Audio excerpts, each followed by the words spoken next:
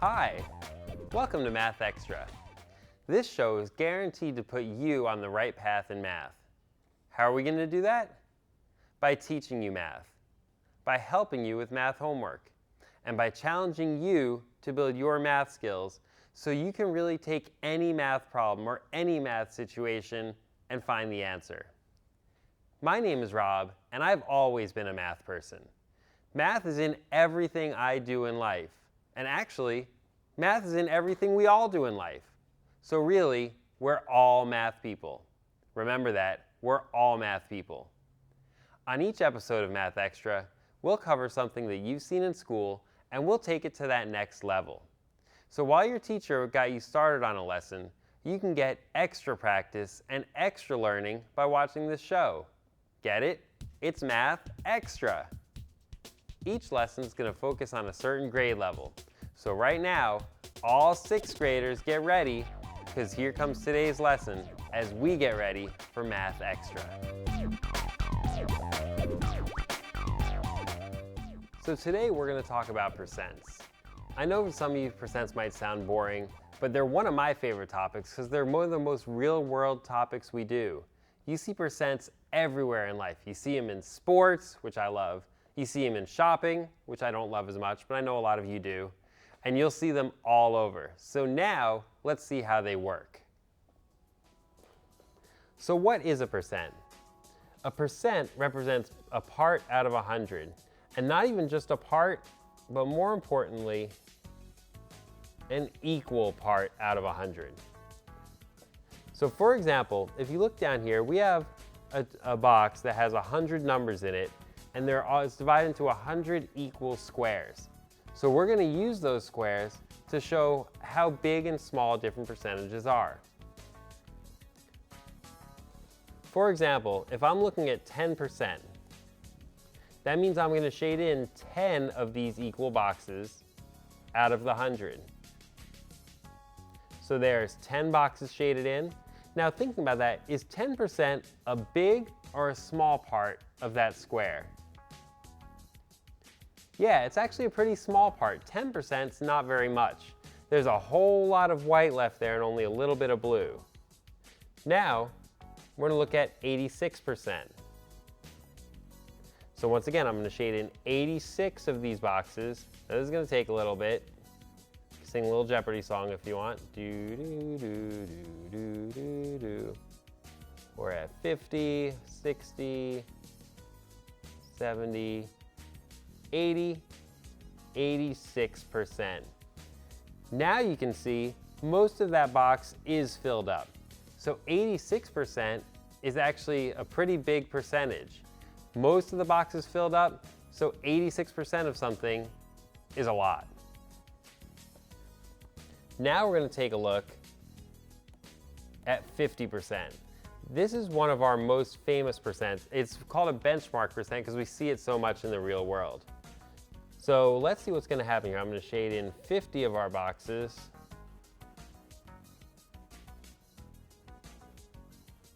Now, what does that remind you of? Take a look. We don't have it's more than a little bit filled in, less than a lot filled in. Maybe you might even say half of it is filled in. So 50% represents half of something. You might have heard the term before 50-50. That means 50% yes, 50% no. If you split something 50-50, you get half, the other person gets half. That comes from 50%. 50% represents half of something, because it's 50 parts out of the full 100. Now we're going to think about 50% of some different size rectangles. So 50% you might think is the same all the time. It's always 50-50. But it depends on what you're taking 50% of. Let's take a look at these rectangles. I'm going to draw here 50% of that smaller rectangle. Now it's not exact, I didn't measure it out, but it's about 50%, it's about half. I know you could probably do it better than me, but now I'm going to draw 50% of that larger rectangle.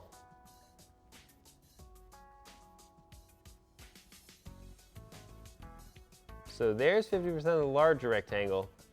Now, I promise you, we colored in 50% on both of those rectangles. But I colored in a whole lot more on that bottom one than the top. So even though I did the same percentage, 50%, 50%, it's not the same amount that I colored in.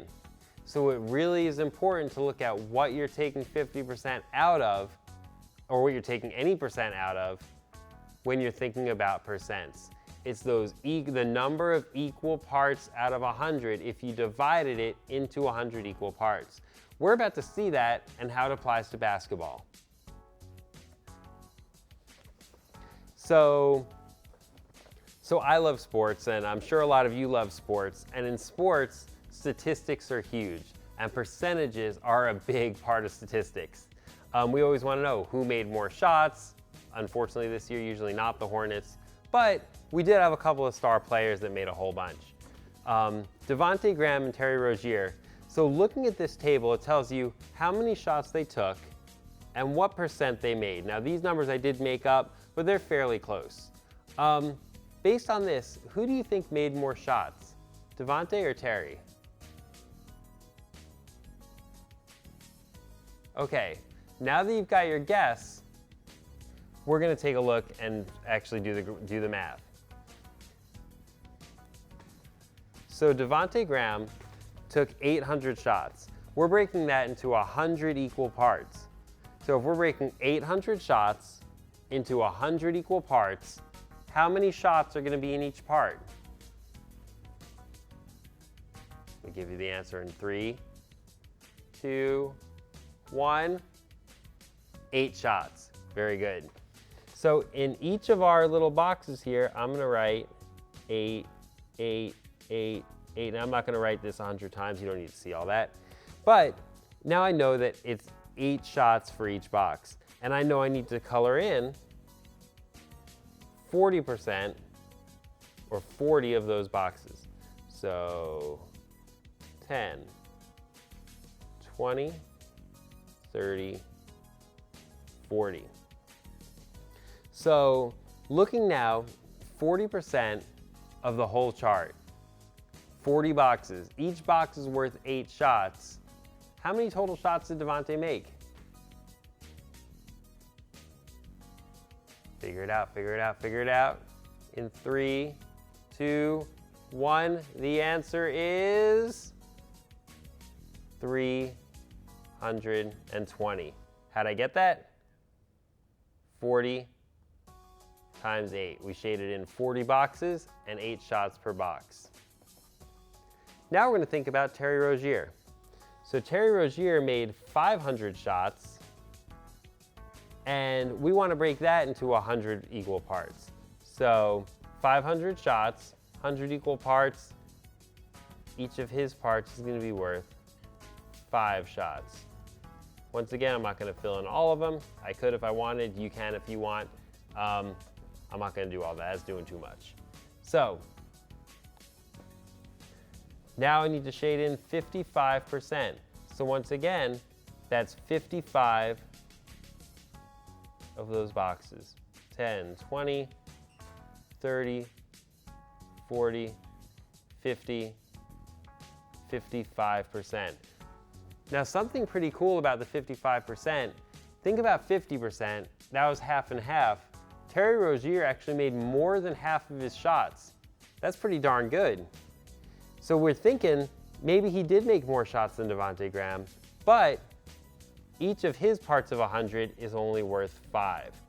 So taking a look, if we say, okay, he had 55 parts out of 100 times 5 shots, ready to hear the shortcut?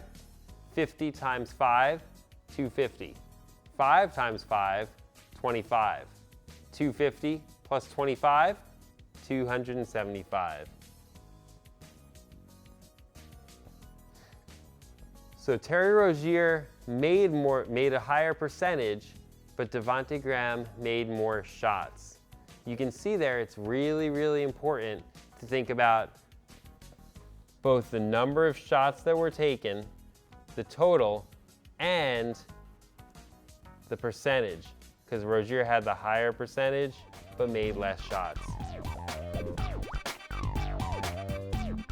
On Math Extra, we want to hear from you, the students, and we want to see what kind of questions you have about percents or about any math.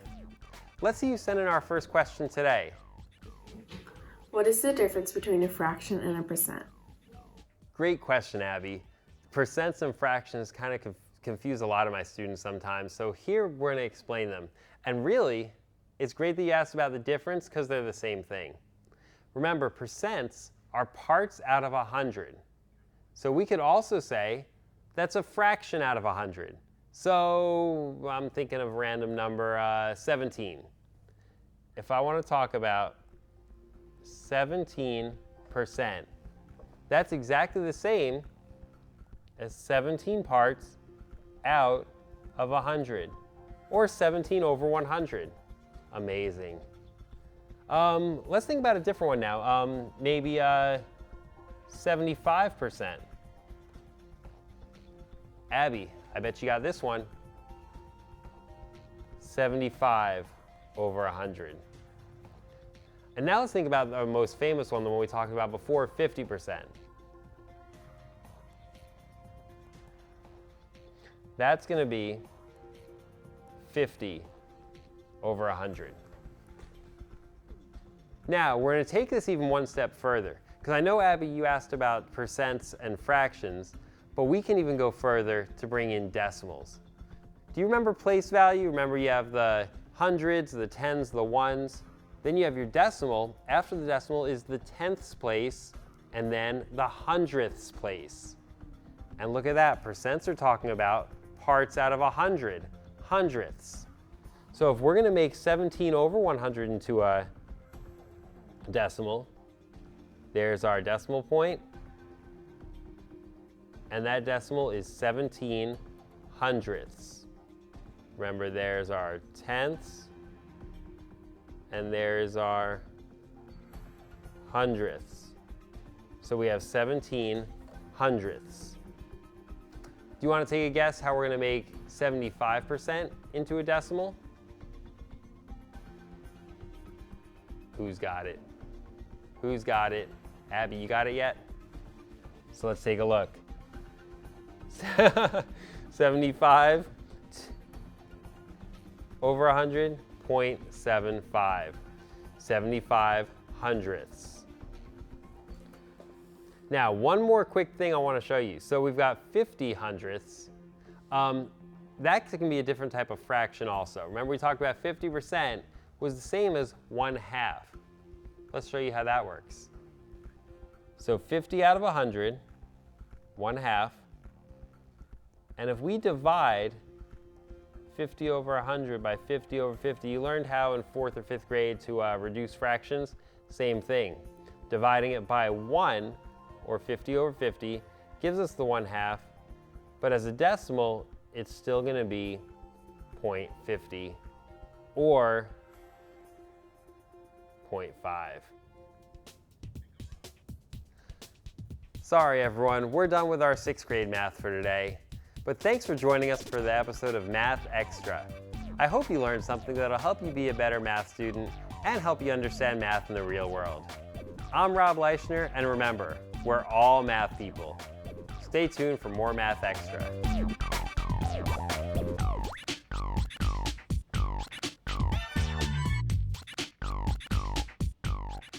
What's up, everybody? My name is Mr. O'Neill. I am an 8th grade math teacher at Piedmont, and I'm here today to talk about a lesson on exponents. So 8th graders, I hope you're ready because we know what exponents are from 7th grade, but we have something different today, and we're going to introduce what it means to raise a base to a power of 0. So let's look at this. The question is, what is any base raised to the power of 0? So, quick review, everybody. We know that if I have 2 to the 3rd power, the base is 2, and that means that the power of 3 says to multiply the base by itself 3 times.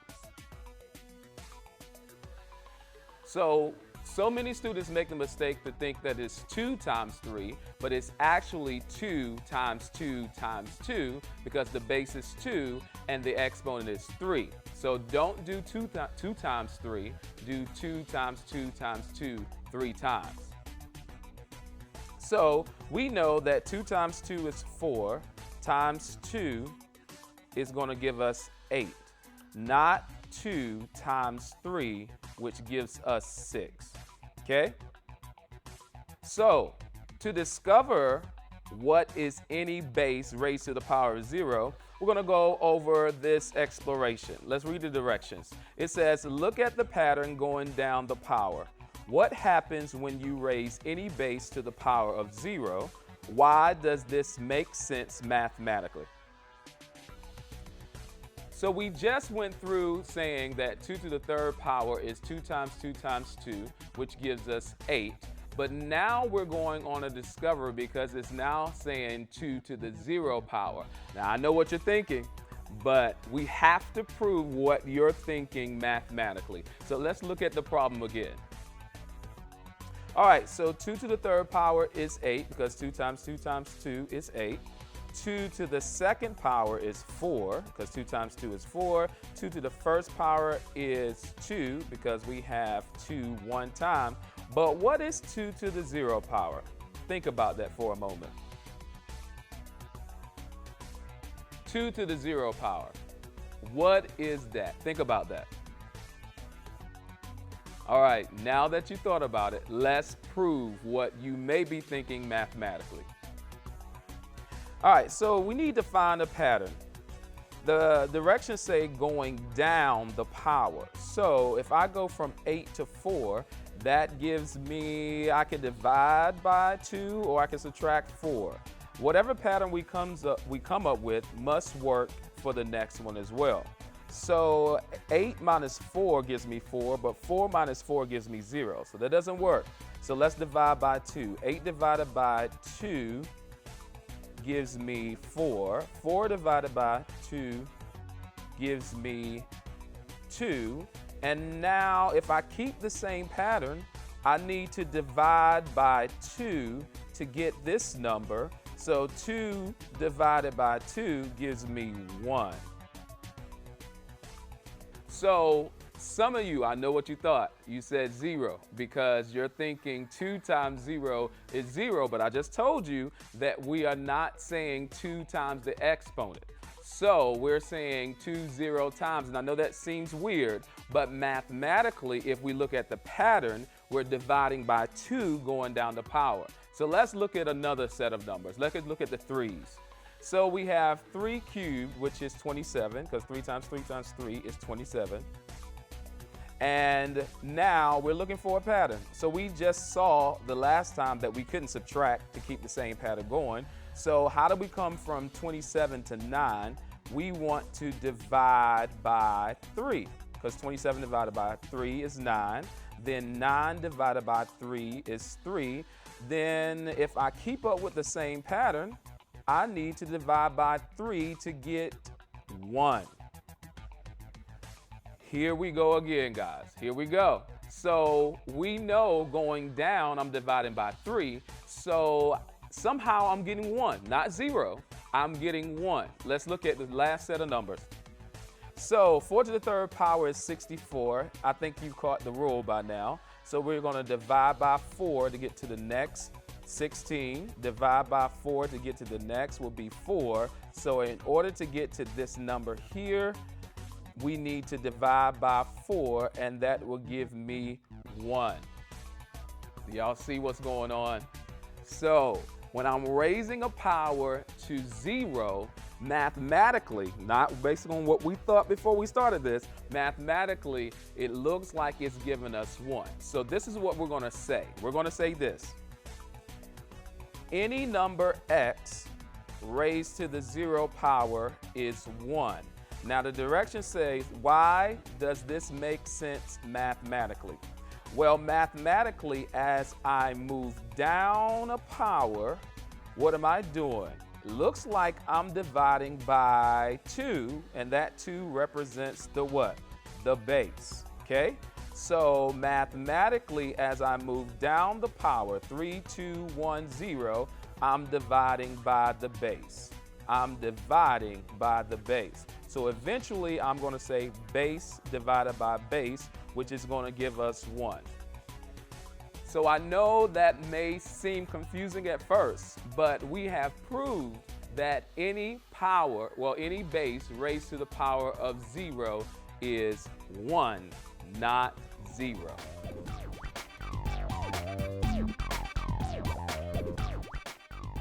One of the things that I really love about this show is that I get to talk to students live. And so there's a student on the call. Are you there? Yes, I'm here. Okay, what's your name? My name is Isaac. And what school do you go to? I go to Piedmont Open Middle School. All right, well, you're at the best school, sir. All right, so what's your question? My question is, why is 2 to the 0 power 1, but negative 2 to the 0 power negative 1? I thought you said any number raised to the 0 power is 1. Wow, Isaac, that's a really good question. Okay, so let's look at that question. 2 to the 0 power is 1, but negative 2 to the 0 power is negative 1, and you want to know why. Is that correct? Yes.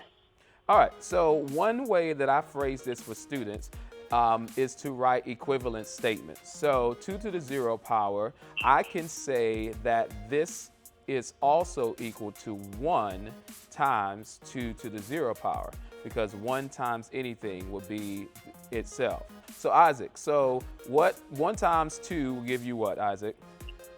2. 2. So 1 times 2 to the 0 power will give you 2 to the 0 power. And so the way that we look at this is 2 to the 0 power that we just learned is any number raised to the 0 power is 1. So in essence, we are saying 1 times 1, which will give us what, Isaac? 1. 1. Good job. All right, so we can write this same statement, negative 2 to the 0 power is equal to negative 1, by writing that this is equivalent to negative 1 times 2 to the 0 power. So Isaac, what is negative 1 times 2? Negative 2. So therefore, negative 1 times 2 to the 0 power is going to give us negative 2 to the 0 power. So the issue that many students have, Isaac, is that the order of operations, they forget all about them. And so order operations tell us to do exponents first before we actually multiply. Okay, so let's look at this problem again. So 2 to the 0 power is 1, because that's the exponent we should be doing first. And then we're saying 1 times negative 1. And Isaac, what's 1 times negative 1? Negative 1. Negative 1. So we've basically done this, Isaac. We've proved that negative 2 to the 0 power is actually negative 1 times 2 to the 0 power, which is going to give you negative 1. Now, there's one other thing that I want to show you about this problem. So when we look at negative 2, it's all about language, and sometimes language will help you out. So language is very important. So when I see this negative sign right here, that really tells me to take the opposite of 2 to the 0 power. So even if I say negative 1, Isaac, I'm really saying the opposite of 1. So Isaac, what's the opposite of 1? Negative 1. Negative 1. So when we look at this problem, we are really saying what is the opposite of 2 to the 0 power, where 2 to the 0 power is 1. And so, Isaac, what's the opposite of 1? Negative 1. Negative 1. That is the reason why negative 2 to the 0 power is negative 1 and not 1. I hope that helps, Isaac. Does that make sense, Isaac? Yeah, it does. Thanks for calling, buddy. It's always good when we hear from students like that. And you know, if you really want more math, we have more Math Extra coming up right after this.